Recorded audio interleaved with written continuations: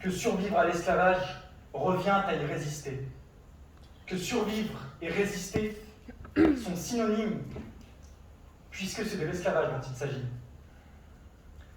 Eh bien, je déclare à mon tour que c'est une odieuse insulte envers ceux qui ont le mérite de réellement hériter ce titre. De quoi qualifierons-nous ceux qui ont véritablement résisté dans ce cas? Comment les honorer?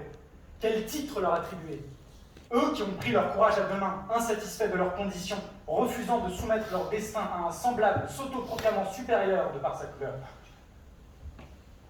Est-ce équitable de les titrer de façon identique? Est-il judicieux de dire que tous deux sont des résistants?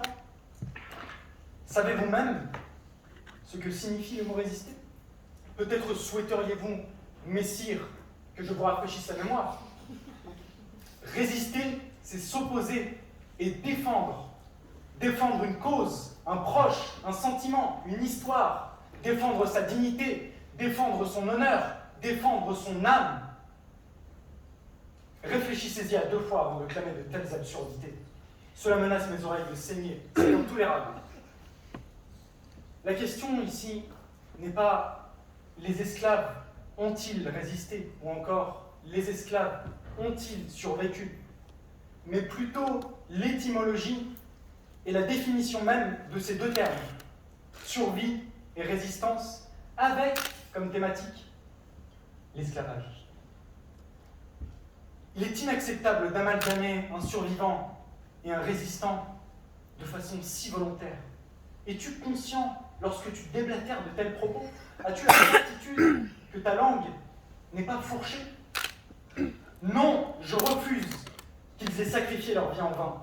Leur dévouement devrait être une fierté pour l'humanité tout entière. Avez-vous l'intention de dissoudre ces efforts et de les effacer de l'histoire? Est-ce réellement dans notre intérêt?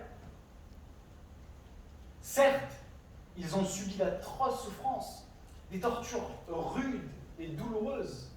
L'ampleur de leurs tourments n'aura connu que peu d'égaux dans l'histoire, ainsi que ces humiliations auxquelles ils furent confrontés et pour lesquelles je compatis. Elles sont les raisons du souhait que je vous partage aujourd'hui, à ce que l'on rende hommage à tous ces survivants. Mais, au fait, savons-nous réellement de qui parle-t-on lorsque l'on emploie les termes survivant et résistant? Qui définissez-vous de survivant exactement? C'est ça la vraie question. Il se peut qu'un malencontreux malentendu se soit manifesté au centre de ce débat, auquel cas je comprendrai. Ceux que l'on ne doit jamais oublier sont incontestablement les légitimes résistants, dont la peur de l'inconnu ne leur faisait jamais obstruction, dont l'espoir était qu'un jour, les êtres humains, peu importe leur couleur ou leurs origines, puissent cohabiter sans distinction ni discrimination.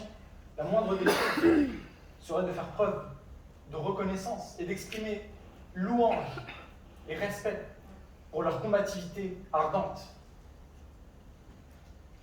Vous savez ce qui m'insupporte?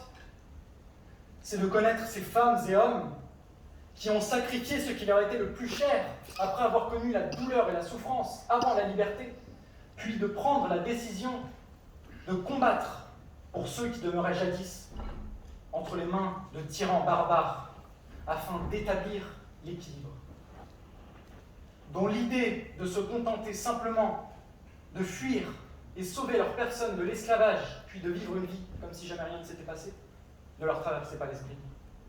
Ce n'est pas pour eux qu'ils firent cela, mais bien pour vous, leur descendance. Les avoir élevés à la même échelle malgré toutes ces différences, vous trouvez ça normal? Ceux qui vous ont permis d'être ce que vous et nous sommes aujourd'hui, c'est ainsi que vous les remerciez. Je vais vous dire une chose. En ce monde, il y a ceux qui agissent et ceux qui espèrent. Ceux qui agissent sont les résistants, tandis que ceux qui espèrent sont les survivants. Mais si nous nous mettions tous à espérer, alors qui agirait? Ne confondez jamais ces deux termes.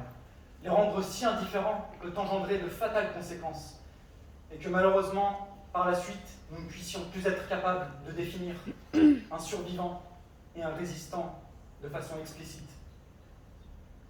Car le jour viendra où une nouvelle menace se manifestera.